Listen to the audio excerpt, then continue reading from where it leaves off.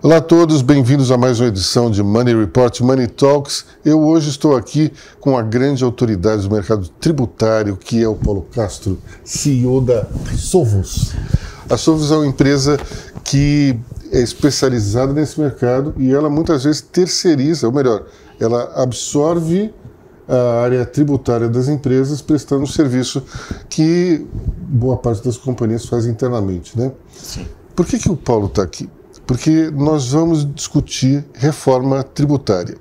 E é evidente que hoje se fala muito em tentar simplificar esse emaranhado tributário que nós temos no Brasil, mas talvez a realidade não seja tão essa, e por isso nós precisamos falar muito dessas novas propostas que estão na mesa para poder melhorar o sistema tributário no Brasil e também para entender um pouco qual é o futuro disso tudo. O Paulo até trouxe um livro que é bastante, digamos, sugestivo. O título, ele talvez represente muito bem a nossa situação atual. Mostra aí o livro, por favor, Paulo. Manicômio Tributário, né? Pois é. Um amigo, Augusto Flores, escreveu e ele relata aqui a dificuldade do dia a dia da área tributária das empresas no Brasil, seja ela pequena, média e grande, Luiz. E por que é tão difícil? Luiz, é um ótimo tema, né? Um tema do momento. A gente está vivendo essa grande força, demanda pela reforma tributária, e ela tem origem muitos anos atrás, né? Ela, como a gente estava conversando, o imposto é um dos mais antigos deveres, né, da sociedade civil e da sociedade moderna, mas em 1988 a nossa Constituição ela deu poderes federais, estaduais e municipais. Significa que uma federação, 27 estados e 5.500 municípios, para arredondar o número, tiveram autonomia para legislar em cima dos tributos, criar obrigações do que deve ser cumprido pelos empresários.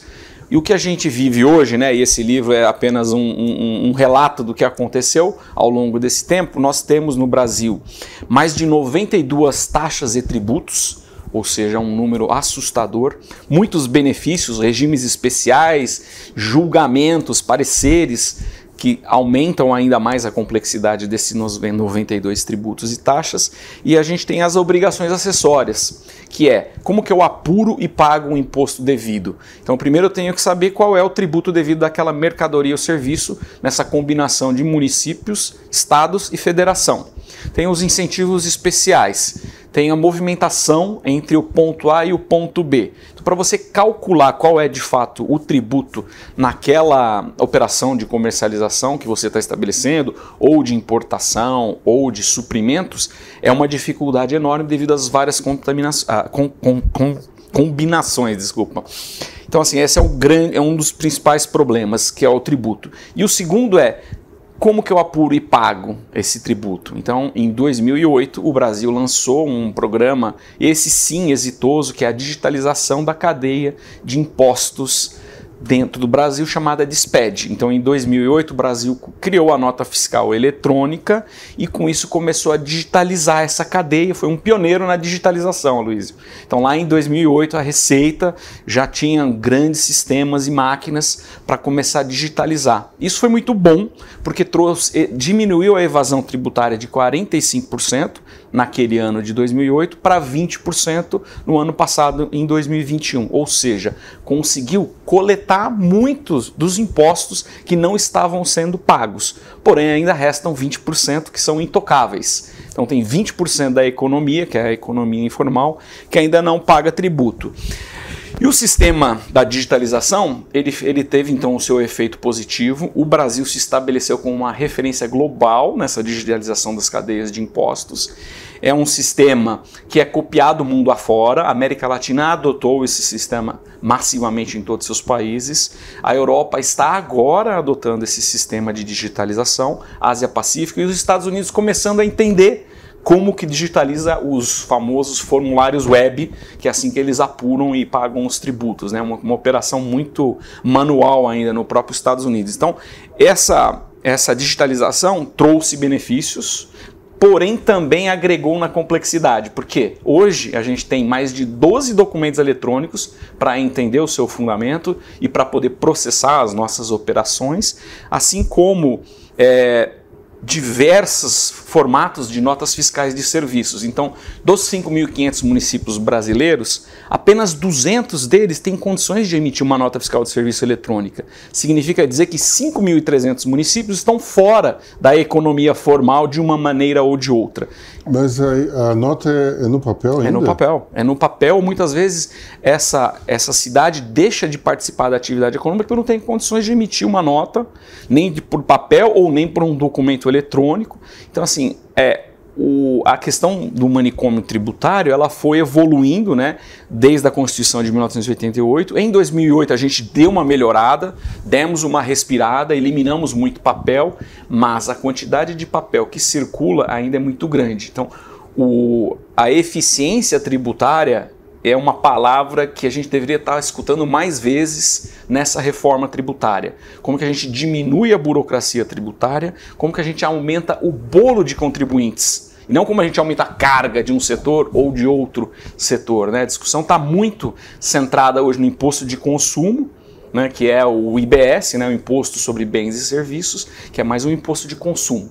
E aí se diz que a gente vai substituir 5 por 1, então a gente está tirando 4, né? Então de 92 nós vamos para 88 tributos e taxas. Antes de entrar na reforma propriamente dita, só dá para os nossos amigos aqui uma ideia de quanto aumentou a carga tributária com essa mexida na Constituição de 88?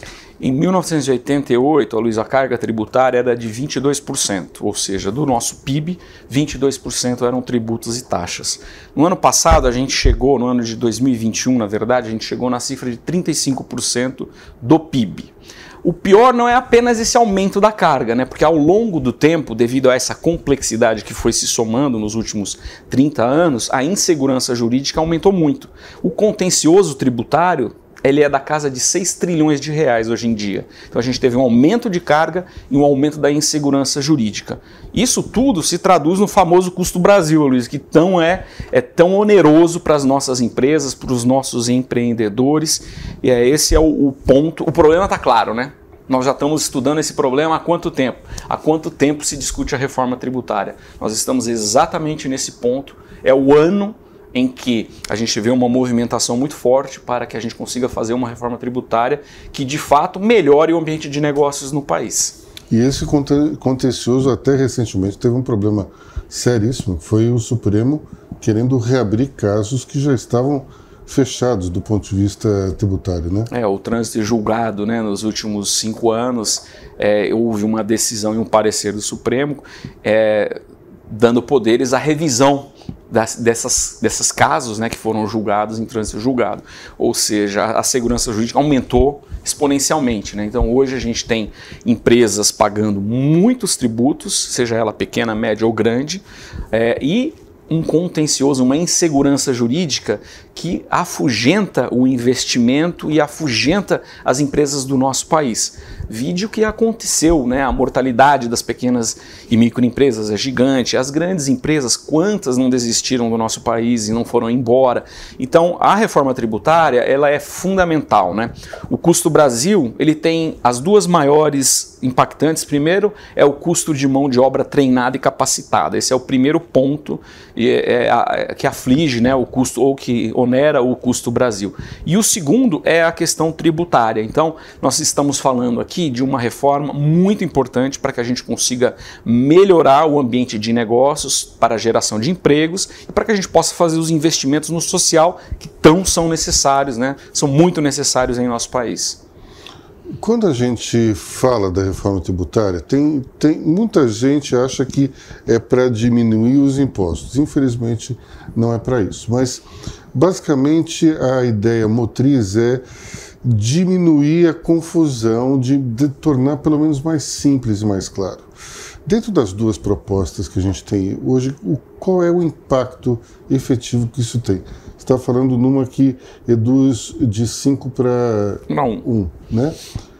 Mas na prática isso faz alguma diferença? Quantos impostos continuam? Aqueles 94 continuam em vigor, quer dizer, menos 5, é isso? Continuam em vigor, né? Então a gente tem 89 impostos que continuam aí. Quer dizer, eu lembro uma declaração do ministro Haddad, Fernando Haddad, que ele dizia o seguinte, que a reforma iria simplificar o sistema, com isso as empresas iam ter um custo menor e poderiam repassar isso nos seus produtos.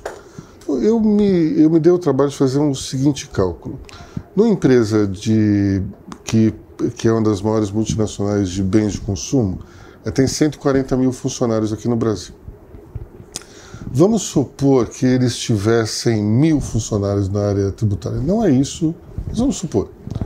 E tirasse esses 1.000 funcionários de uma hora para outra, que também não é o caso, não vai acontecer. Isso impactaria quanto dentro do preço de um shampoo? 10 centavos? 1 centavo? É um número tão irrisório que não vale nem a pena fazer o cálculo. Agora, o grande problema é que a maior parte da confusão, que é o que você falou do ponto A para o ponto B, continua. Então, tem como a sociedade se mexer, digamos, na regulamentação disso para que nós retiremos esses 89 impostos ou diminuamos esse número? Existe essa possibilidade? Existe, Aloysio, e eu acho que essa é uma obrigação do setor produtivo, né? A gente, felizmente, tem a discussão da reforma tributária acontecendo de uma maneira séria agora. Então está tendo uma série de consultas públicas nesse momento acontecendo em Brasília, onde cada um de nós pode participar e dar a sua opinião e a sua contribuição para a reforma tributária. E também existe uma abertura do governo, na figura do Bernardo Api, que é o secretário especial da reforma tributária do Haddad, em discutir com o setor produtivo, em explicar, em entender. Então acho que esse é o primeiro passo, a abertura para que a gente possa sentar na mesa e conversar. Mas o passo mais difícil é realmente a gente ter os números abertos em cima da mesa. No Brasil se arrecada 35% da carga tributária, então a gente está falando grosseiramente de 3,5 trilhões de reais. Como que são utilizados esses 3,5 trilhões de reais no Brasil? Acho que esse tem que ser o ponto fundamental. Todos nós queremos um tributo bem investido, um tributo que melhore o social, que aumente a competitividade das empresas. Então a gente está alinhado nos mesmos objetivos, é um passo importante. Desses 3,5 trilhões, quanto vai para a federação? 1,5? Tá bom, então a federação precisa de 1,5 trilhões de reais por ano. Os estados precisam de quanto? Mais 1 trilhão de reais, e a diferença seria dos municípios. Então, só assim, só entendendo a composição do que se paga de tributos, já é um grande passo, porque hoje o ISS é no âmbito dos municípios. Se você procurar na internet quanto se pagou de tributos no Brasil, só existem várias informações. Você tem quanto a federação pagou, essa informação existe e ela é muito sólida. Quantos estados pagaram ou arrecadaram de impostos, você teria que entrar em 27 sites dos diferentes estados para conseguir ver quanto se arrecadou nos estados. E para ver os municípios, você teria de entrar em pelo menos uns 200 ou 300 que tem algum sistema digital de controle. Então, a conta de quanto se paga de tributos é uma conta difícil. Então, o passo de se sentar e entender qual é a complexidade, quais são as demandas atuais e quais as alternativas é um passo fundamental que a gente tem que aproveitar agora. As entidades de representação de classe têm que participar da discussão com o governo. A gente tem um Congresso que está muito ativo e de olho, e a gente tem um Senado que também está muito ativo e de olho. E aí você vê algumas brigas de rouba-monte, né, Luísa? Você vê a carga de serviços sendo onerada para 25%. Puxa vida, hoje uma empresa de serviços paga lá no seu pior cenário 10%, 12%. Se vai para 25%, significa um aumento absurdo. Mas vai se reduzir o tributo pago pela indústria. Estamos entendendo o cenário do jogo. Então esse é o jogo, né? Conversa aí, mas fala isso para quem tem, por exemplo, um hospital, uma escola. Vai ter que aumentar o seu preço. Agora, e quem não consegue aumentar o preço, o que é que vai fazer? Fecha, mortalidade empresarial, né? A gente falou um pouquinho dela no começo. Então, o segredo, para mim, é a mesa de negociação, aonde senta a federação, o estado, o município, o setor produtivo organizadamente e representado. Porque uma vez que se faz a conta, a gente tem um cenário tributário que chamado manicômio tributário. E o mato é alto, Aloysio. E eu acho que assim como em 2008 nós conseguimos reduzir a evasão tributária de 45% para 20%, em 2023 ou 2024 nós conseguiríamos reduzir ainda mais. Como? Através da inclusão de novos entes nesse ciclo de pagamento, né? Então a gente está falando de uma economia informal que representa 20% do PIB. 20% do PIB foi 9,9 trilhões, estamos falando de 2 trilhões de reais pagando 35%. Então, em teoria, temos aí 700 bilhões de reais de novos pagantes. Então, quando a gente olha essa questão da inclusão, da discussão e da colaboração na mesa, eu acho que é o caminho para que a reforma tributária possa tomar um rumo mais efetivo e que não seja mais do mesmo, onde poucos contribuintes vão pagar mais impostos, vão onerar os seus produtos, os seus serviços, a sua folha. Então, quando a gente trabalha com a inclusão da economia informal, um exemplo. Segunda grande inclusão, prefeituras. Por que não incluir 5.300 prefeituras que hoje não estão participando da atividade econômica formalmente através do documento eletrônico do Brasil, que é uma referência no mundo? Por que não verbas de Banco Mundial para que essas prefeituras consigam ter uma mínima infraestrutura de emissão de uma nota padrão nacional de serviços? A gente está falando de incluir, né? A gente está falando de novos, o bolo de captura aumenta e não é aquele bolo cada vez mais apertado. Então a tecnologia ela pode e deve entrar na reforma tributária. A gente tem que lembrar também da ideia fixa do ministro Fernando Haddad, que é os sites de aposta aqui que funcionam fora do Brasil, mas atuam dentro do Brasil, né? Ele não para de falar sobre esse assunto.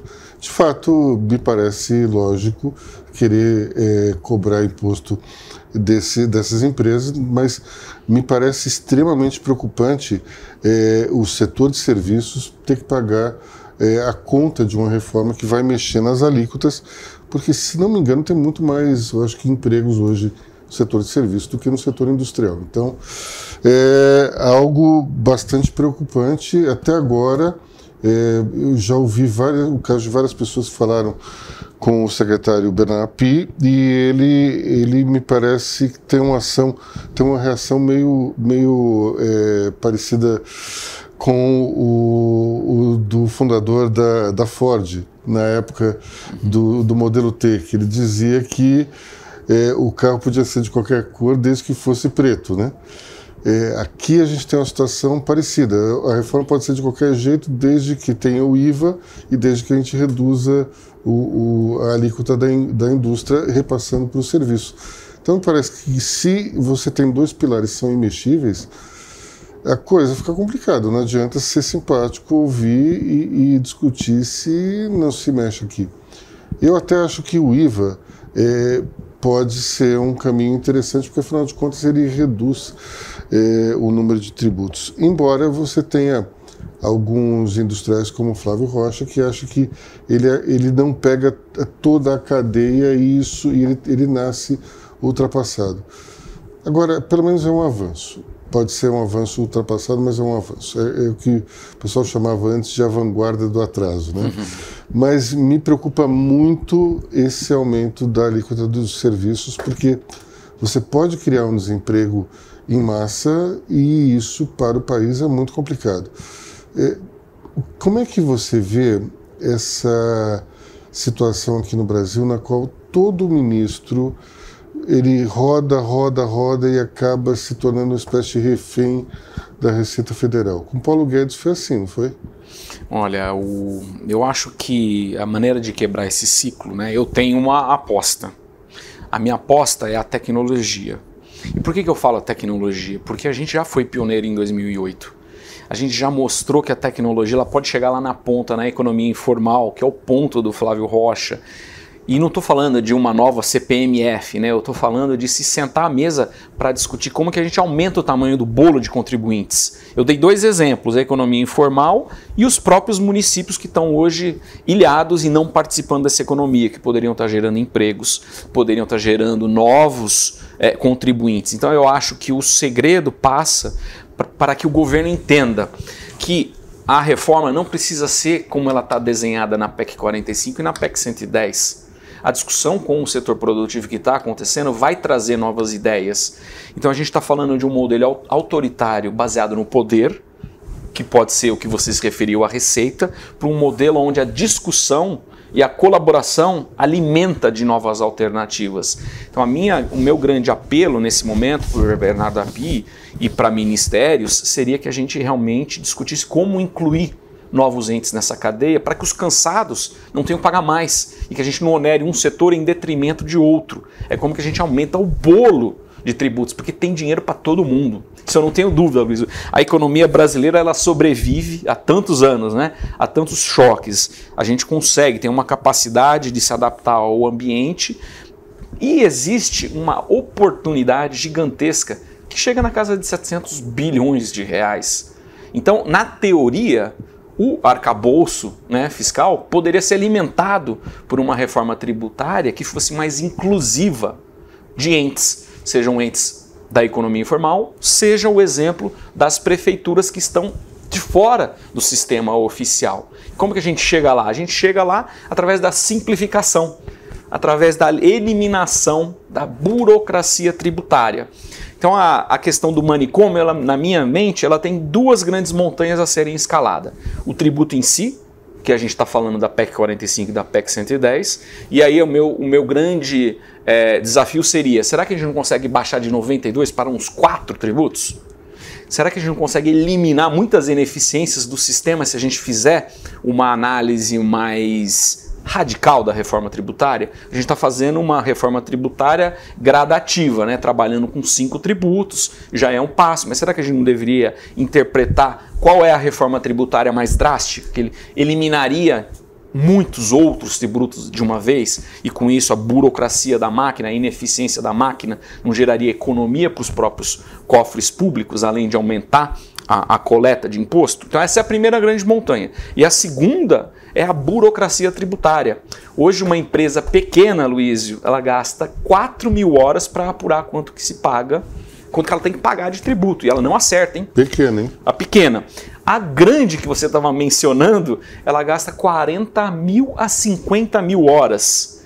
Ela tem todo o trabalho de fazer a apuração através dos documentos eletrônicos de quanto ela deve pagar.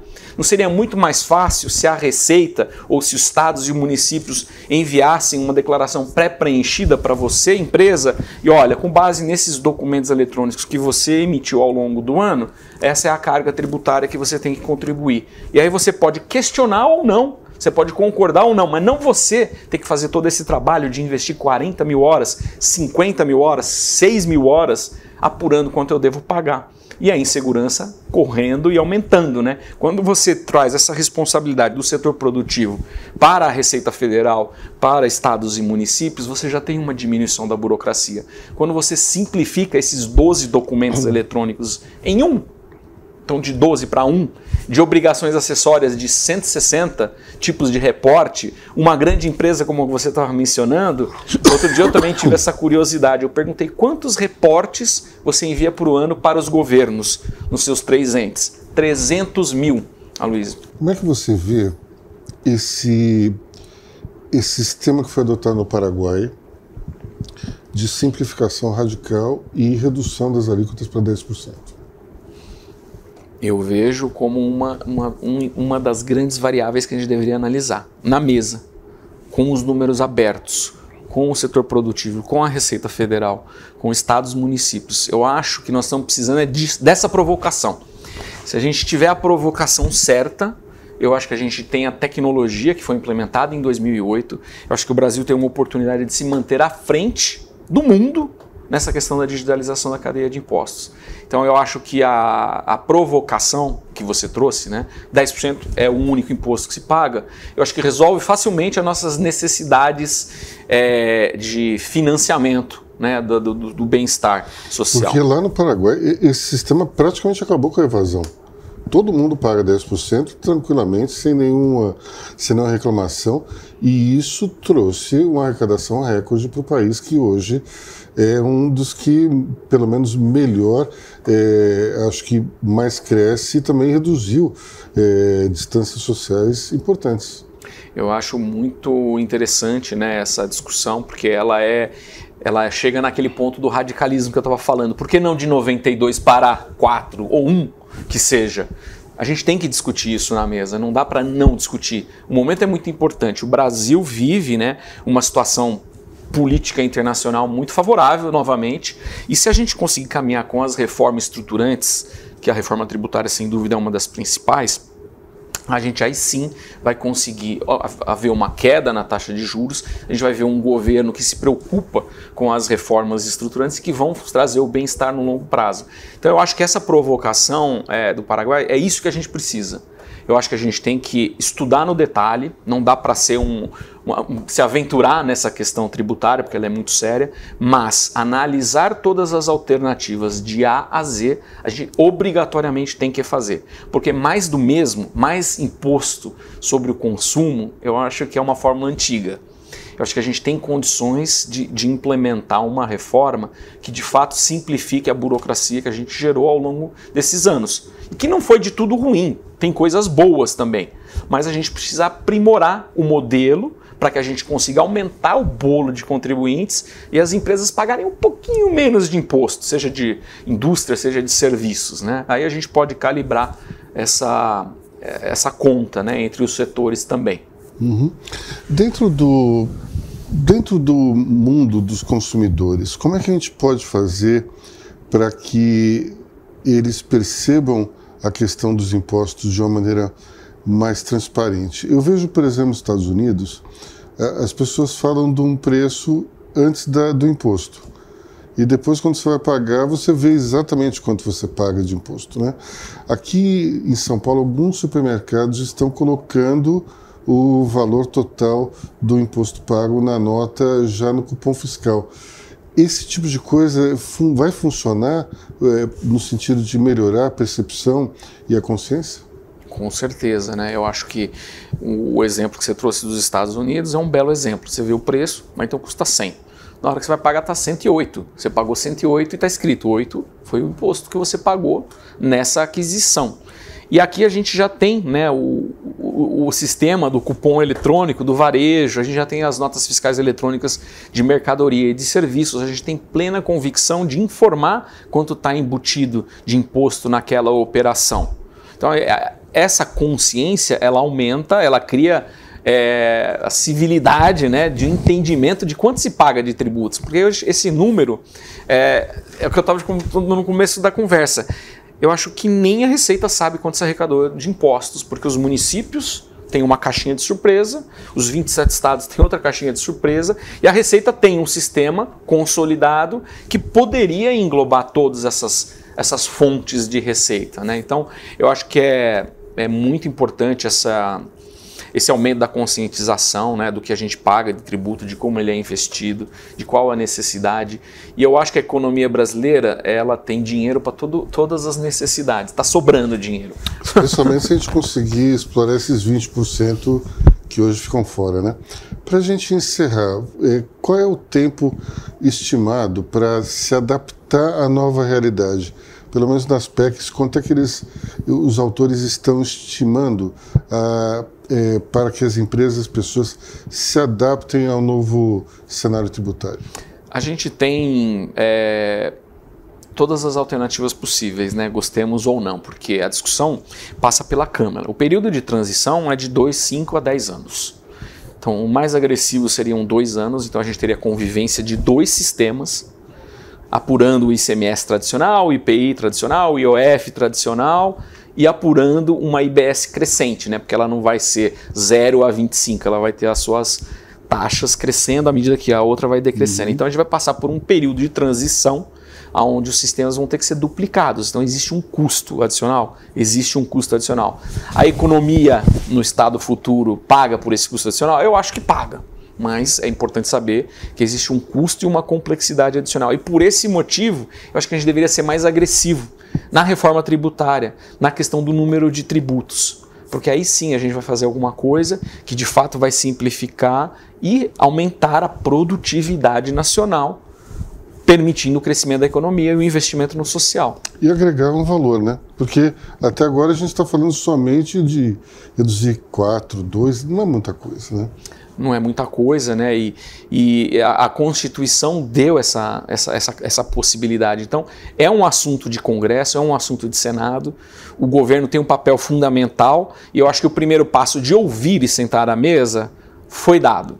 Agora, a gente precisa ser uma conversa, né? E não um monólogo como você estava expondo, né? Eu acho que o diálogo, a colaboração e a contribuição entre os três entes da federação, estado e município e o setor produtivo, ela é fundamental, ela tem que acontecer. A gente tem um exemplo no Simples Nacional que foi criado para isso. O Simples Nacional simplificou um pouco a vida das pequenas e médias empresas e é um modelo que está aí, já foi implementado, é um modelo sólido, todo mundo entende a importância das microempresas e das pequenas empresas. Ele é um formato colaborativo de um comitê onde se discute como chegar à simplificação, quais medidas têm que ser tomadas. Então só o fato de colocar esses entes numa mesa com o setor produtivo vai sair coisa melhor para a reforma tributária. Então eu acho que essa é a grande pedida, né, que eu faria na discussão da reforma tributária. Eu sei que a Câmara e o Senado pensam semelhante, obviamente existe um jogo de forças enorme por trás da reforma tributária, mas eu acho que tem gente bem intencionada e querendo ouvir boas propostas. Então eu me comprometo com você, Luiz, de estudar um pouco mais esse caso do Paraguai, entender o que foi feito e que a gente possa usar isso como um exemplo nessas discussões. Bom, vamos torcer agora para que a autoridade, pelo menos, escute o que o setor produtivo, o setor empresarial tem a dizer, porque caso contrário fica uma conversa que, na verdade, é um monólogo. E sempre existe a possibilidade de um dos lados falar assim, não há mais monólogo entre nós, né? Paulo, muito obrigado. Obrigado a você, Luiz. Até logo. Até logo.